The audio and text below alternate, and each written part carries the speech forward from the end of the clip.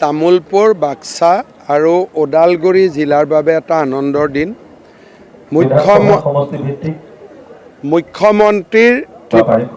মুখ্যমন্ত্ৰীৰ আত্মনিৰ্ভৰ অসম অভিযানৰ ৪,০০০তকৈও অধিক হিতাধিকাৰীক আজি আমি আমাৰ নগদ ধন ১ লাখ টকা প্ৰথম কিস্তিৰ ৭৫,০০০ তিনিদিনীয়া ট্ৰেইনিঙৰ পিছত ২৫,০০০ আৰু ভাল ব্যৱসায় কৰিলে অহা বছৰ আৰু ১ লাখ এই আঁচনিটো আমি বিতৰণ কৰিলোঁ। অসমত সৰ্বমুঠ ৭৫,০০০ যুৱক যুৱতী এই আঁচনি পাব। আজি পৰ্যন্ত আমি ৪০,০০০ যুৱক যুৱতীক এই ধন বিতৰণ কৰিলোঁ।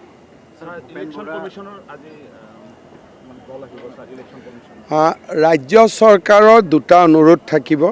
এটা হ'ল যে ইলেকশ্যনটো বিহুৰ আগতে হ'ব লাগে, আৰু দ্বিতীয়তে ইমান ফেজিং কৰিব নালাগে, এটা বা দুটা ফেজত ইলেকশ্যনটো শেষ কৰক।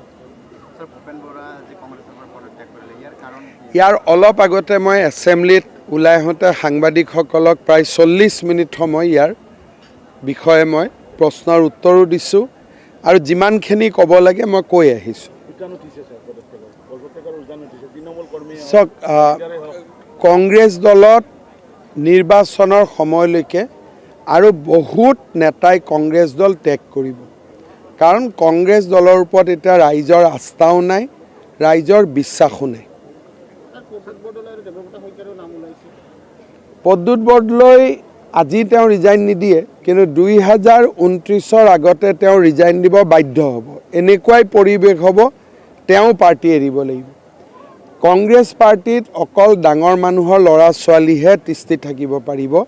সাধাৰণ আৰু সৰু মানুহৰ ঘৰৰ ল'ৰা ছোৱালী কংগ্ৰেছত ৰাজনীতি কৰিব নোৱাৰে। সেইটোতো মোৰ কোনো আপত্তি নাই, কাৰণ এতিয়ালৈকে ভূপেন বৰাটো বিজেপিত অহা নাই।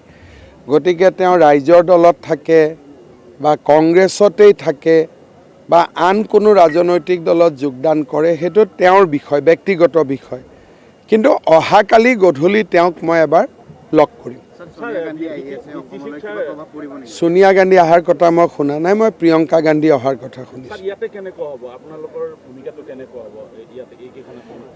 চাওক, ১৫খন আসনৰ বিজেপিয়ে ৪ৰ পৰা ৬খন আসনেই প্ৰতিদ্বন্দ্বিতা কৰিব, তাতকৈ বেছি আমি প্ৰতিদ্বন্দ্বিতা নকৰোঁ।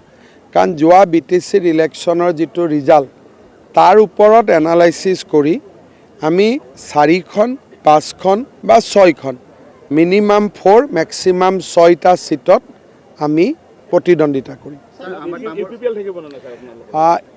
এইটো ক্ষেত্ৰত UPPL আৰু BPF দলৰ মাজত আলোচনা হয়, আমি স্বাগতম কৰিম। কিন্তু তেওঁলোক দল দুটাৰ মাজততো আমি বহি ল'ব নোৱাৰোঁ। তেওঁলোক দুইটা দলে নিজৰ ভিতৰতে আলোচনা কৰি সমাধান কৰিব লাগিব। কিন্তু বিজেপিয়ে 15টা ছিটত ইলেকশ্যন নেখেলে, ইয়াতে মিনিমাম 4 মেক্সিমাম 6।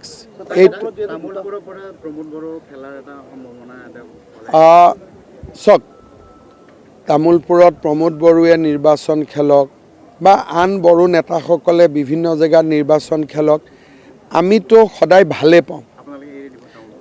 আমি আমাৰ মাত্ৰ 4টাৰ পৰা 6টা ছিটত আমি খেলিম। কোনকেইটা ছিটত আমি খেলোঁ ঠিক হোৱা নাই, কিন্তু ডেফিনেটলি গোৰেশ্বৰ, তামুলপুৰ, টংলা এইকেইটা আমি খেলিব লাগিব ছিট, কাৰণ ইয়াতে আমি আমাৰ BTC ইলেকশ্যনত আমি ভাল ৰিজাল্ট কৰিছোঁ। বিশ্বজিৎ দৈমাৰীও ইলেকশ্যন খেলিব, স্পীকাৰে কিয় ইলেকশ্যন নেখেলিব? আমি আমাৰ আলোচনাটো দুইটা দলকে আমি জনাই দিছোঁ যে আপোনালোকে নিজৰ ভিতৰত মিলা মিছা কৰি লওক, আমি কাকো বেছি কষ্ট নিদিওঁ। আমি 4টা বা 6টা, 4, 5, 6, গতিকে আমাৰ পৰা একো অসুবিধা নাই। আৰু দুইটা দলৰ মাজত যদি ভাল আলোচনা হয়, যদি তেওঁলোকে কয় যে বিজেপি আৰু এটা কম ছিটত প্ৰতিদ্বন্দ্বিতা কৰক, আমি সেইটোও ৰাজি আছোঁ। বোলে বিজেপিয়ে 3টাতে ইলেকশ্যন খেলক, বাকীখিনি আমি ভগাই ল'ম, আমি সেইটোতো সাজু আছোঁ। খালি আমি বড়ো ভূমিত বিচাৰোঁ শান্তি থাকক, প্ৰগতি থাকক, সম্প্ৰীতি থাকক। ইয়াত আমাৰ ৰাজনীতিটো আগ্ৰাসী ৰাজনীতি নহয় আমি ত্যাগ কৰিম কাৰণ আমি ইয়াত আগ্ৰাসী পলিটিক্স কৰাৰ সময় এইটো নহয় সেইকাৰণে আমি ভাবিছোঁ আমি 6টাত খেলিম তেওঁলোকে যদি কয় নহয় 5টাত খেলক খেলিম বোলে 4টাত খেলিব লাগে খেলিম বোলে নহয় আমি 2টা পাৰ্টি লগ হ'ম আমাৰ সিট কমি যাব বিজেপিয়ে 3টাত খেলক আমি 3টাত খেলিম আমি ইয়াত আগ্ৰাসী ৰাজনীতি নকৰোঁ